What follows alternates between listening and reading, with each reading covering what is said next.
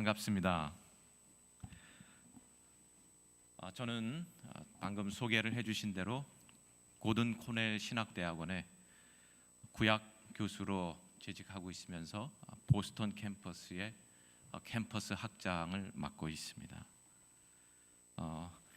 안성수 목사님과 저는 개인적으로는 교제를 해볼 수 있는 기회가 아직 없었습니다. 그런데 몇 주 전에 하트포드 제1장로교회에서 유스 목사님을 구하신다고 그렇게 신학교로 연락을 해오셨습니다. 그래서 혹시 좋은 그 인재가 있으면 추천을 해달라고 그렇게 부탁을 하셨는데, 제가 학장으로 섬기고 있는 보스턴 캠퍼스는 한인 학생들이 없습니다. 한인 학생들은 해밀턴 캠퍼스에서 주로 공부를 합니다. 해밀턴 캠퍼스는 백인 학생들, 한인 학생들이 주로 공부를 하는 캠퍼스입니다. 제가 맡고 있는 보스턴 캠퍼스는 백인, 동양인, 흑인, 히스패닉, 브라질리언, 그다음에 헤이션, 그다음에 아프리카에서 온 유학생들이 거의 20% 비율로 비슷한 비율로 다양하게 섞여서 공부를 하는 캠퍼스입니다. 그런데 그 동양인 가운데 한국 학생이 한 두세 명밖에 없습니다. 그러다 보니 당연히 저희 캠퍼스에서 이렇게 추천할 만한 그런 인재가 많지 않아서 해밀턴 캠퍼스로 제가 다리를 놔드렸는데, 그 다음에 한 주 후에 다시 연락이 왔습니다. 김 목사님으로부터, 안 목사님으로부터 급히 한국을 나가시게 됐는데 이렇게 2년이 닿았으니 혹 강단에서 말씀을 전해주실 수 있겠느냐는 부탁이었습니다. 여느 때 같았으면 제가 불가능했을 텐데 마침 어제 제가 뉴욕을 내려갔었어야 됐습니다. 그리고 오늘 아침이 뉴욕에서 보스턴으로 올라가는 길입니다. 그래서 제가 올라가는 길에 들려서 말씀을 나눠드리겠나라고 그렇게 하고 제가 왔습니다. 안 목사님 저를 이렇게 초대해 주셔서 감사하고, 또 오늘 여러분들과 함께 이 귀한 교회의 예배에 같이 동참할 수 있게 된 것을 감사합니다. 성가대 찬양 불러주실 때 제가 정말 이렇게 마음이 감동이 있었고, 여러분들이 찬양 드리고 또 기도하실 때 제가 여러분들의 그 간구에 같이 잠시나마 이렇게 동참할 수 있다고 하는 것이 얼마나 감사한지 몰랐습니다. 살아있는 예배를 하나 앞에 드리시는 교회 늘 되시기를 바라고, 또 이 하트포드에서부터 세계로, 표가 그렇던가요? 땅끝까지, 하트포드에서부터 땅끝까지 그 비전에 하나님의 성령이 기름 부어 주시는 그러한 교회가 되시기를 축원을 드립니다.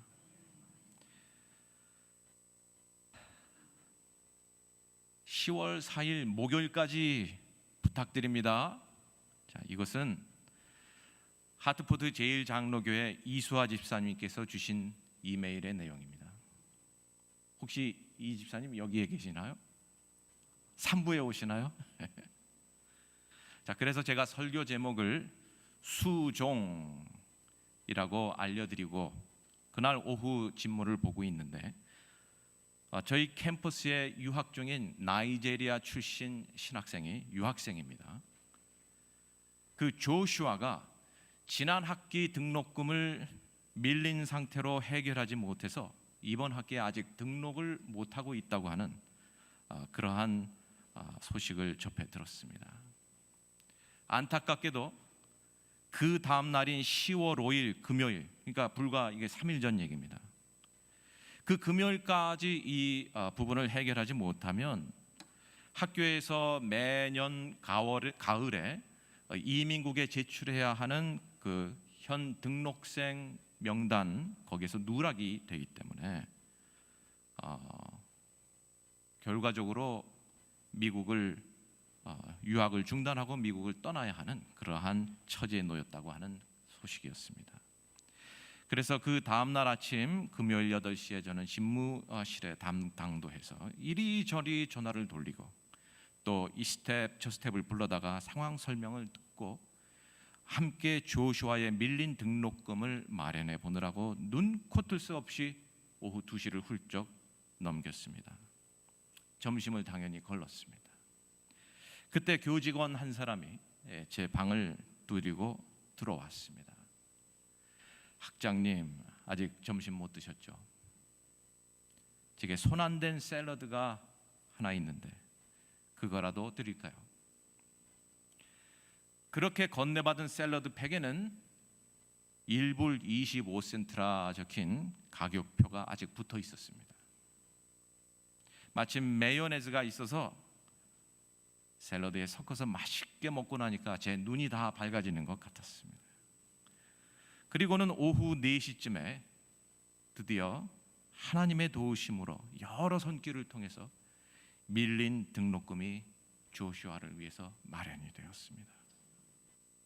그리고 1시간 후 업무 시간이 종료되기 얼마 전에 또 다른 한 직원이 기쁨을 감추지 못하는 상기된 얼굴로 제 사무실에 들어와서 말했습니다. 닥터 박, 이제 다 됐어요. 지불 절차도 다 끝났고 수강 등록도 마쳤고 이민국 명단에 올라가는 그 처리까지도 이제 막 다 마무리 쳤어요.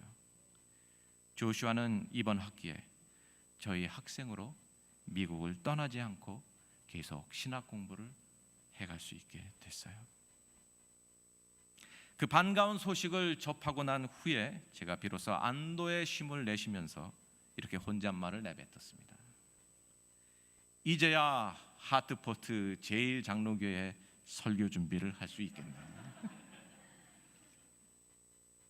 또 그 다음 날 토요일 오전에 있는 우리 브라질 신학생들을 위한 강의 내용도 준비를 할 수 있었습니다. 이런 배경에서 우리가 함께 생각해 보고자 하는 주제가 바로 수종, 다시 말해 섬김입니다. 비록 1불 25센트의 지극히 평범한 먹거리였지만 마치 한 어린아이가 나눈 보리떡 5개와 물고기 2마리와 같이 그 샐러드가 내가 처한 형편에서 순수하고 진실된 남을 위한 배려로 전달되었을 때 그 섬김의 행동이 주변 사람들에게 미치는 영향은 대단한 것입니다. 제가 그것으로 잠시 줄인 배를 채울 수 있었던 것을 넘어서서 자칫 잘못하면 나이제리아로 돌아갈 뻔했던 그 유학생, 그 사역자가 제가 지속적인 열정을 가지고 그 오후 시간을 마저 지낼 수 있게 되면서 밀렸던 그 등록금을 다 같이 우리 스태프들이, 저도 내고 스태프들도 내고 학교 차원에서 할 수 있는 것도 하고 다른 교회에 연락해서 그곳에서 마련할 수 있는 것도 마련하고 하면서 그 신학생 하나를 살릴 수 있었던 것입니다. 수종이라는 말이 우리에게 그렇게 익숙하지는 않습니다. 그 말 뜻을 신약 성경을 동원해서 우리가 살펴보자면 디아코네오라고 하는 헬라어입니다. 이 단어는 한 37번 정도 신약 성경에 등장을 하는데 종합적으로 볼 때 도움이 필요한 자에게 그 도움을 준다.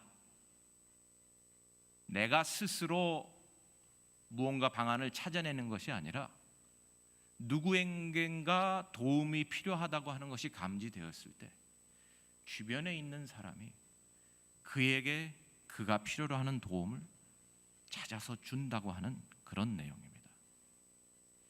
이 디아코네오라고 하는 단어를 우리말 개역 개정 성경은 다음과 같이 다양한 표현으로 옮겼습니다. 공양함, 이를 봄, 수종함, 수종듬, 일삼음, 도움, 말미암음, 맡음, 집사의 직분을 행함, 섬김, 그리고 봉사. 이상에서 보는 것과 같이 이런 10수 가지의 다른 표현을 동원해야 이 단어의 뜻을 우리말로 옮길 수 있다고 하는 것은 우리말에는 딱히 이 단어를 직역할 수 있는 단어가 없는 것이라 할 수도 있겠습니다. 그러나 한 가지 분명한 것은 이때 도움을 주는 자가 의지를 가지고 이 일을 행한다고 하는 것입니다. 자, 그럼 이제 우리가 오늘 읽은 마가복음 1장 본문에서 수종이 갖는 의미를 살펴보아야 하겠습니다. 다시 한번 제가 본문을 보게 되면 베드로의 장모가 몸져서 누워 있었는데 주님께서 그를 고쳐 일으켜 주신 후에 그 여자가 그들에게 수종드니라. 자, 이런 내용이었습니다. 예수님께서는 세례를 받으신 후 갈릴리로 가시어서 야고보와 요한 그리고 시몬과 안드레 이렇게 네 제자를 부르십니다. 그리고는 그들과 함께 한 안식일 오전 가버나움 회당을 찾아 거기서 말씀을 가르치셨습니다. 우리가 아는 바 당시 회당에서 가르친다고 하는 것은 그날 봉독한 말씀에 대해서 배석한 이들과 함께 열띤 토론을 벌인다고 하는 것입니다. 마가복음 1장 22절은 이때 예수의 가르침에 대한 뭇사람의 반응이 권위 있는 자와 같고 서기관들과 같지 아니함으로 놀랐다고 기록하고 있습니다. 이것만으로도 여러 시간이 소요된 버거운 안식일 스케줄을 이미 예수님께서 치르셨습니다. 그런데 이때 회당 안에 더러운 귀신 들린 사람이 소리를 버럭버럭 질러대는 비상사태가 발생하게 됩니다. 그래서 말씀 사역은 이제 그 귀신을 꾸짖어 내쫓는 사역으로 이어지고 다시 한번 놀라움을 감출 수 없는 그 목격자들을 뒤로 한 채 주님과 그 네 제자는 이제는 좀 쉬어야 되겠다 싶으신 마음으로 회당문을 나서셨습니다. 그러나 회당을 나서기가 무섭게 예수께 다가와 청을 하는 사람이 하나 있었습니다.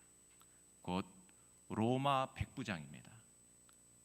이 사람은 그 당시 유대인들을 위해 그 가버나움에 사는 유대인들을 위해 회당을 지어준 그런 선한 사람이었습니다. 이제 숨가를 겨를도 없이 주님은 백부장의 사정을 듣고 그의 하인을 고치시는 치유의 사역을 이어가셨습니다.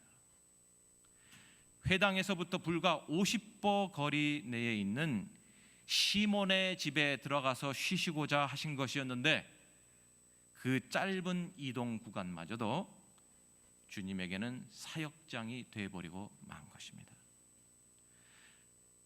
이후에 가까스로 이제 시몬 베드로의 집에 당도하셨습니다. 이제는 좀 쉴 수 있으려나 싶었습니다. 그런데 누가 예수님을 기다리고 있었을까요? 몸져 누운 시몬의 장모였습니다. 들어오셔서 앉으실 겨를도 없이 예수님은 그 소식을 듣자마자 그 장모가 누워 있는 그곳으로 향하셔서 장모의 손을 잡아 그를 고쳐 주십니다. 자, 여러분, 안식일입니다. 예수님의 안식일이 이랬습니다.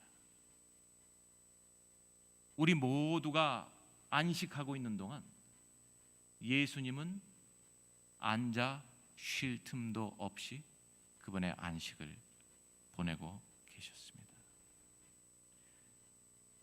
상황이 이 정도 된 그런 가운데 본문이 얘기하고 있는 수종,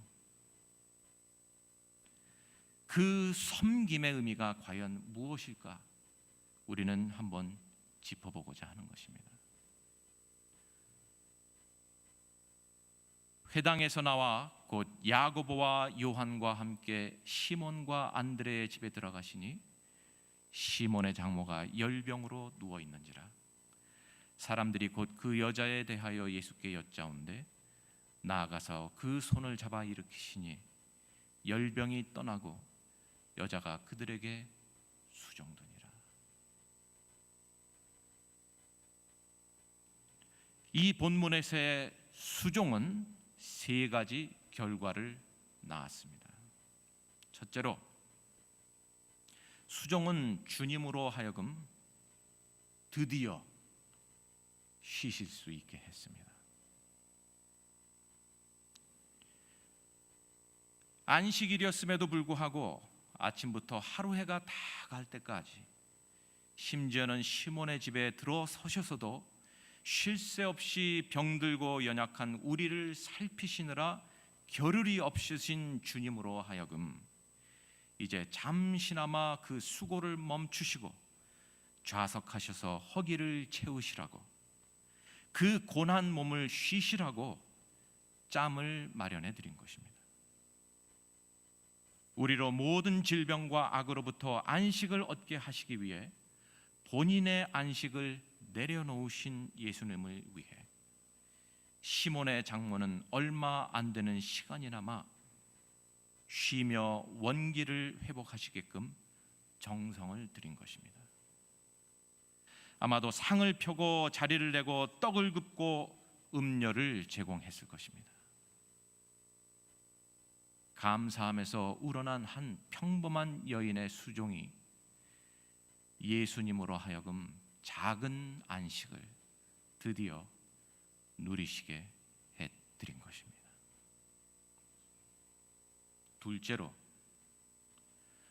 본문에서의 수종은 예수께서 하나님의 일을 지속적으로 감당해 가실 수 있게끔 했습니다. 오늘 읽은 본문 뒤에 바로 이어서 다음 내용이 기록되어 있습니다. 저물어 해질 때에 모든 병자와 귀신 들린 자를 예수께 데려오니 온 동네가 그 앞에 모였더라. 예수께서 각종 병든 많은 사람을 고치시며 많은 귀신을 쫓아내시되 귀신이 자기를 알므로 그 말하는 것을 허락지 아니하시니라.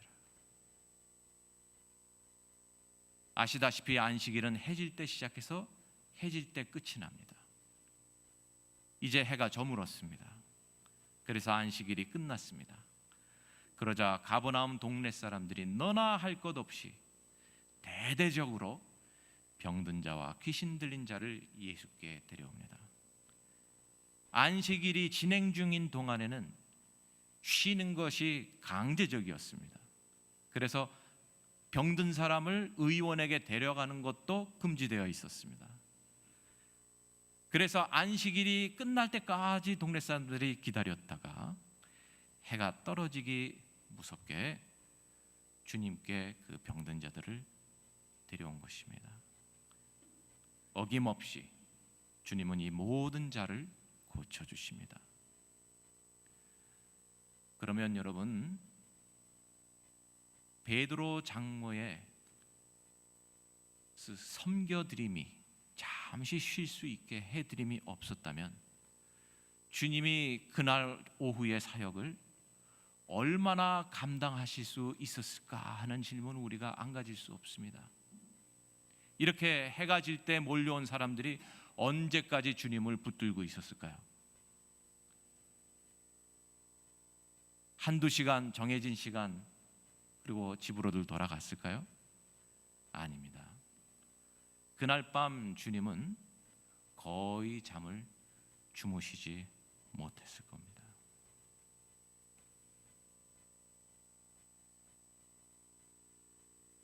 시몬의 장모가 주님을 위해서 몸을 털고 일어나자마자 주님을 위해서 수종 들어드렸던 그 짤막한 시간이 이제 주님으로 하여금 그날 저녁에 밤을 맞도록 동네 사람들을 위해서 그들의 치유 사역을 베푸시는 일을 계속할 수 있게 해드렸던 것입니다.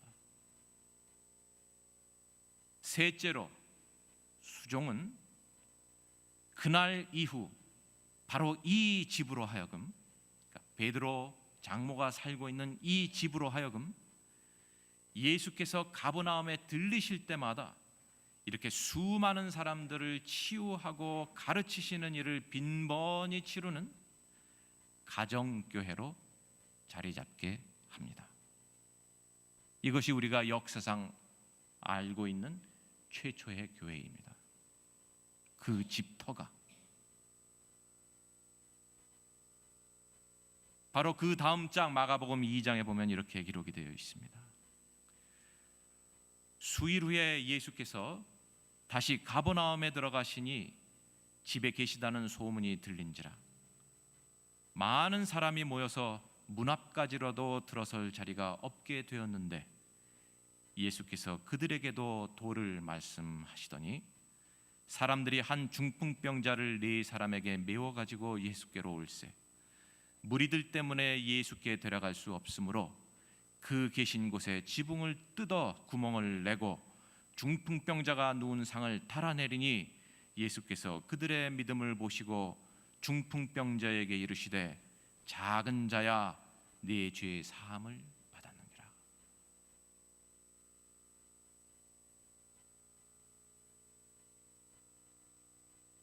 이렇게 자기 집을 이제 송두리째 아예 가정교회로 주님의 사역을 위해서 내드리게 된 그 베드로의 장모는 급기야 자기 집에 지붕이 뚫리고 그 망가진 지붕을 이제 내 돈으로 수리해야 할지도 모르는 상황을 만들어내기에 이르렀습니다. 또 나아가서는 그 몰려든 사람들이 예수는 미친 사람이다 하고 난동을 부리는 사태가 벌어졌을 때 그 교통정리에 나서야 하는 그러한 지경에도 이르는 가능성마저도 다 끌어안고 본인의 집을 제공하기에 이르렀습니다. 자, 이런 상황이 되면 섬기는 사람들이 식사할 경황조차 없다고 기록을 합니다.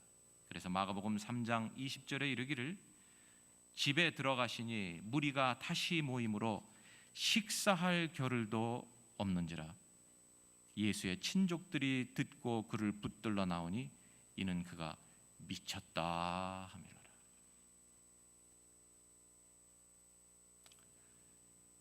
갈수록 태산입니다. 난리통입니다. 발디딜 틈도 없고 떠들썩하며 꼬랑내가 내 집에서 이제 진동합니다. 그러나 이것이 곧 죄와 허물 많은 우리 가운데 하나님의 나라가 경험되고 커져가는 교회의 본연의 모습이었습니다. 오늘 우리가 모여 거룩하신 하나님을 예배하는 이 예배당, 이곳은 거룩한 장소임과 동시에 성자 하나님 예수께서 우리와 하나가 되셔서 우리의 연약함을 최후하시며 불철죄하로 우리를 위해 애쓰신 그 흔적과 땀내가 배인 현장이기도 한 것입니다. 오늘 우리는 마가복음 1장을 중심으로 수종에 대해서 묵상하고 있습니다. 종종 섬김이라 번역되는 이 말을 교회 생활을 하는 이라면 누구나 자주 접하고 사용합니다. 예를 들어서 헌신 예배가 있을 때 설교 제목이 다음과 같을 수 있습니다. 성도의 본질은 섬김. 또 주보에 이런 광고가 실릴 수 있습니다. 오늘 간식으로 섬겨주신 아무개 성도님 가정 감사합니다. 이렇게 섬김이라고 하는 단어, 수종보다는 섬김으로 우리에게 더 친숙한 그 단어는 우리가 늘 교회에서 생활해 갈 때 우리의 주변에 접하고 사는 그러한 개념입니다. 이제 누가 누구를 어떻게 섬기느냐 하는 간단한 질문을 오늘 본문 앞뒤를 살펴 답해 본다면 대충 이런 답을 얻게 될 것입니다. 베드로의 장모가 예수님을 쉬시게도 하고 끼니도 챙겨 잘 보살펴 드려서 하나님의 사역을 잘 감당하시게 되었더라. 다시 한번 짚겠습니다. 누가 누구를 보살펴 드렸습니까? 베드로의 장모가 예수님을 보살펴 드렸습니다. 예수님이 우리를 보살펴 주시는 게 아니고요, 우리가 예수님을 보살펴 드렸습니다. 그러자 하나님의 일이 지속적으로 진행되었습니다. 우리를 속량하시기 위해 성육신 하신 예수님은 이 세상에 계시는 동안 그를 사랑하는 이들의 돌보심을 받으셔야 했습니다. 하나님의 본체이신 성자께서 자기를 비워 연약한 종의 형태로 우리 가운데 계셨기 때문에 우리는 어쩔 수 없이 만유의 주이신 그 성자 하나님을 돌봐드리지 않으면 안 되는 아주 어색한 그러한 경험을 가져야만 했습니다. 이를 통해서 하나님은 우리로 하여금 수종, 즉 섬김의 진정한 마음가짐이 무엇인가 하는 것을 깨달을 수 있는 계기를 마련해 주신 것입니다. 시몬의 장모가 하나님의 아들을 살펴드렸던 그 마음, 바로 그 마음이 수종, 섬김의 마음인 것입니다. 이런 마음으로 예수께서는 우리 모두가 베드로 장모처럼 실천해야 할 바가 있다고 말씀을 하십니다. 마가복음 9장 41절에 이르기를 누구든지 너희가 그리스도에게 속한 자라 하여 물 한 그릇이라도 주면 내가 진실로 너희에게 이르노니 그가 결코 상을 잃지 않으리라. 우리의 보살핌을 받으셔야 했던 성육신 예수님은 더 이상 이 땅에 계시지 않습니다. 그러나 예수께서 피로 값주고 사신 성도, 즉 예수의 수많은 형제 자매들이 내 주변에 있습니다. 주님은 우리에게 시몬의 장모가 예수님을 향해 가졌던 수종의 마음으로, 또 그렇게 예수님을 살펴드렸던 그 마음으로 하나님의 백성을 섬기라 말씀하십니다. 마태복음 25장 34절에 이르기를 그때의 임금이 오른편에 있는 자들에게 이르시되 내 아버지께 복받을 자들이여 나와 창세로부터 너희를 위하여 예비된 나라를 상속받으라. 내가 줄일 때에 너희가 먹을 것을 주었고 목마를 때에 마시게 하였고 나그네 되었을 때에 영접하였고 헐벗었을 때에 옷을 입혔고 병들었을 때에 돌아보았고 옥에 갇혔을 때에 와서 보았느니라. 이에 의인들이 대답하여 이르되 주여 우리가 어느 때에 주께서 줄이신 곳을 보고 음식을 대접하였으며 목마르신 것을 보고 마시게 하였나이까? 어느 때에 나그네 되신 것을 보고 영접하였으며 헐벗으신 것을 보고 옷 입혔나이까? 어느 때에 병드신 것이나 옥에 갇히신 것을 보고 가서 배웠나이까 하리니, 임금이 대답하여 이르시되 내가 진실로 너희에게 이르노니 너희가 여기 내 형제 중에 지극히 작은 자 하나에게 한 것이 곧 내게 한 것이니라. 시몬의 장모는 그를 사랑하신 주님 예수 그리스도의 능력으로 나음을 입었습니다. 이렇게 나음을 입은 그 여인은 주님을 섬겨 쉬시게 하고, 그로 말미암아 또 주님으로 하여금 그 사역을 지속적으로 감당하실 수 있게 했습니다. 성도는 서로의 삶에 쉼의 자리를 마련해 주고자 애써야 합니다. 성도는 서로의 삶에 궁핍함이 없는지 서로 살펴주어야 합니다. 성도는 서로의 삶에 억울함이 없는지 돌봐주어야 합니다. 또한 성도는 서로 더불어 지속적으로 하나님의 일을 이어갈 수 있도록 서로에게 힘이 되어 주어야 합니다. 만약 그러지 못하고 있다면 어딘가에 걸림돌이 있는 것입니다. 그 걸림돌은 우리 각자가 성령께 구하고 서로에게 용서와 화평을 구함으로 해결해 내야 할 것입니다. 이미 예수님은 본을 보여주셨습니다. 우리의 본분은 그 모범을 따라가는 것입니다. 지난 목요일 제 직원 하나가 전해준 1불 25센트 샐러드 팩은 그 금전적 가치로는 측정할 수 없는 순수하고 선한 배려를 담고 있었습니다. 그 샐러드가 제 몸에 제공해준 신선한 영양분을 훨씬 능가하는 가치는 곧 마음으로 전해받은 격려 그리고 동료애였습니다.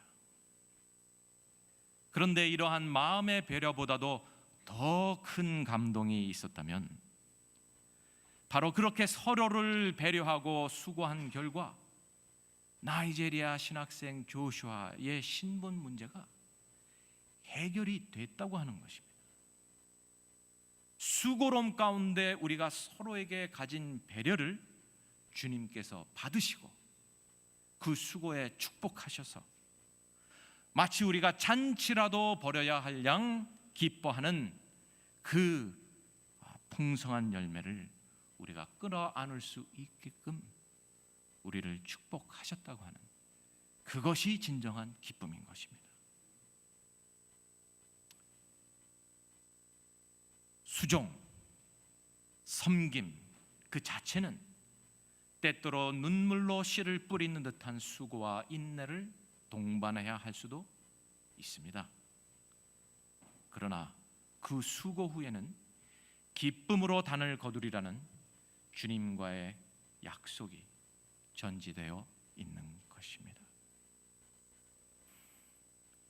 저는 1998년도에 보스턴에 당도하여서 제 박사과정을 시작을 했습니다. 1년 후에 제 아내가 이스라엘에서부터 저와 합류하여서 함께 가족이 보스턴 생활을 시작할 수 있었습니다. 저와 제 아내는 이스라엘에 살고 있었습니다. 저는 팔레스타인 선교사를 먼저 지냈었습니다. 이스라엘에서 유학을 하고 팔레스타인에서 선교사로 있었고, 또 그 이전에는 남미 파라과이라고 하는 곳에서 성장을 했습니다. 저는 이민 1.5세입니다. 그렇게 해서 유학생으로서 보스턴 생활을 시작을 했는데, 그 99년도에 제 아내가 이스라엘에서 와가지고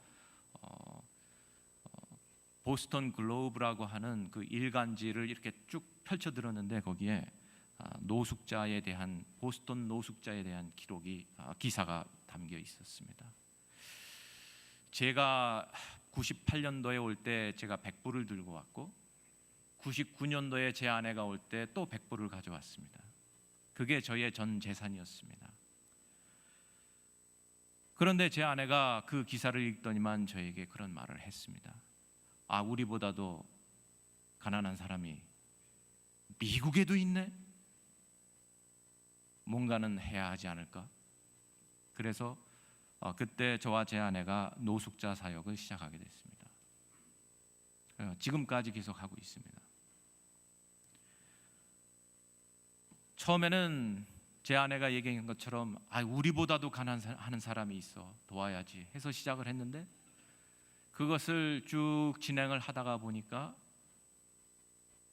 그 사역을 통해서 정작 격려를 받고 도움을 받고 또 영적으로 풍요로움을 누리게 된 것은 저희 두 사람, 그리고 저희 두 아이들, 그리고 저희와 합류하는 주변의 친구들, 저희가 노숙자를 섬김으로 말미암아 도리어 우리가 복을 얻고 있다고 하는 것을 종종 발견하게 되었습니다. 참 하나님께서 그들과 우리를 위해서, 섬김을 받는 자들과 섬기는 자들을 위해서 함께 누릴 수 있는 풍성한 잔치를 때때로 그렇게 베풀어 주셔서 저희가 지금까지 기쁜 마음으로 그 사역을 계속 섬겨가고 있습니다. 한 번은 이런 일이 있었습니다. 음식을 들고 나가서 음식을 먼저 만들고 그것을 들고 나가서 공원에서 두 팀으로 나눠서 한 팀은 그것을 나눠주고 다른 한 팀은 기도 사역과 전도 사역을 하는데, 한 번은 가지고 나간 성경이 다 떨어졌어요. 마침 다 떨어졌는데 한 노숙자가, 남미 출신의 노숙자인데 저한테 와서 성경을 하나 갖고 싶다고 합니다. 꼭 시편이 붙어 있는 성경이면 좋겠대요. 미안해, 이제 막 마지막 성경책을 나눠줬는데 어쩌지? 그랬더니 이분이 아주 그 서운한 표정을 하면서 저한테 이런 말을 합니다. 자기가 집을 떠나서 미국 땅에 와서 일을 하다가 이제는 노숙자가 된 상태에서 집으로 돌아갈 형편도 못 되고 그래서 이렇게 지내고 있는데, 그 사이에 카톨릭 신자였던 그가 신앙도 다 잊어버리고 마음에 방황하고 있는 그런 상태에서 한 가지 생각이 나는 것이 있다면, 자기가 어렸을 때 어머니가 자기를 품에 안고 늘 시편 91편을 읽어주시던 것이 이제는 생각이 난다고 하는 것입니다. 그래서 누군가가 시편 91편을 자기한테 읽어주고, 내가 그것을 내 손에 들고 앞으로 매주 이렇게 좀 읽고 싶은데, 그래서 성경이 있냐고 묻는 것인데 이렇게 없다고 하니 참 서운하다. 제가 안타까웠습니다. 시편 23편이면 내가 외워서 들려줄 텐데, 시편 1편이라도 내가 들려줄 텐데, 하필이면 시편 91편이라서 내가 외우지 못하는 본문이라서 어쩌면 좋지. 내가 그거는 못하겠지만 내가 당신을 위해서 함께 기도해 줄게 하고선 기도를 시작을 하고 있는데, 등 뒤에서 누군가가 스페인어로 시편 91편을 큰 소리로 읽기 시작하는 거예요. 그리고 너무 잘 읽는 거예요.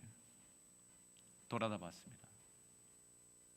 노숙자 한 사람이 그 허름한 옷에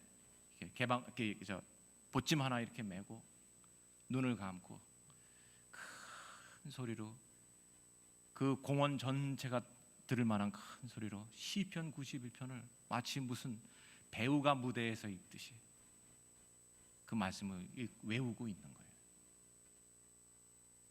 우리 두 사람이 너무 감동을 받았습니다. 그리고 하나님 너무 감사합니다. 이렇게 딱 필요할 때 누군가가 이렇게 나타나서 말씀을 전해주네요. 기다렸습니다. 91편이 다 이렇게 낭독이 될 때까지. 그리고 돌아서서 물었습니다.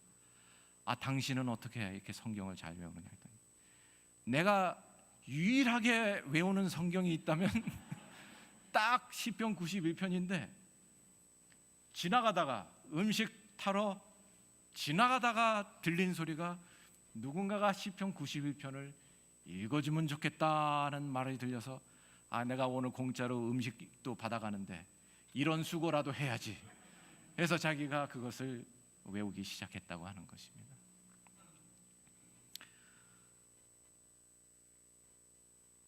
자, 이렇게 우리가 내가 처한 형편에서 내가 할 수 있는 최선을 다해서 남을 배려하는 마음으로 섬기고자 할 때 그 섬김 자체도 우리에게 큰 복이 되지만, 그 섬김이 있고 난 후에 하나님께서 종종 우리에게 허락하시는 축제가 반드시 있습니다. 그것을 저와 여러분들이 늘 누리고 경험하는 그러한 성도들이 되기를 간구합니다. 주님께서 다음과 같이 말씀하셨습니다. 누가복음 12장 35절에 허리에 띠를 띠고 등불을 켜고 서 있으라. 너희는 마치 그 주인이 혼인집에서 돌아와 문을 두드리면 곧 열어주려고 기다리는 사람과 같이 되라. 주인이 와서 깨어있는 것을 보면 그 종들은 복이 있으리로다. 내가 진실로 너희에게 이르노니 주인이 띠를 띠고 그 종들을 자리에 앉히고 나와 수종들리라. 주님이 보실 때의 성도는, 깨어있는 성도는 바로 서로를 섬기는 성도들입니다. 그런 성도가 얼마나 기특하면 주님께서 친히 앞치마를 두르시고 손수 요리를 해서 우리에게 서빙을 하시겠다고 하시겠습니까? 주님이 우리를 수종 들어주시겠다는 것입니다.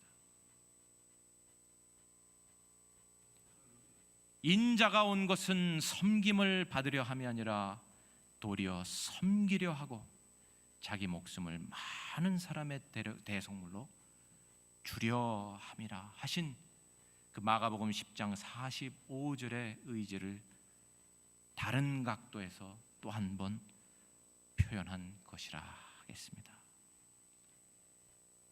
말씀을 마치겠습니다. 수종, 그것은 시몬의 장모가 본인이 보살펴드리지 않고서는 그 하나님의 일을 계속 지탱해 가실 수 없는 그 예수님을 위해서 마음을 썼던 그 마음을 가리키는 것입니다. 그것을 우리는 흔히 섬김이라 그럽니다. 누구든지 너희 가운데 크고자 하는 자는 서로를 섬기라 한 그 단어가 바로 이 단어입니다.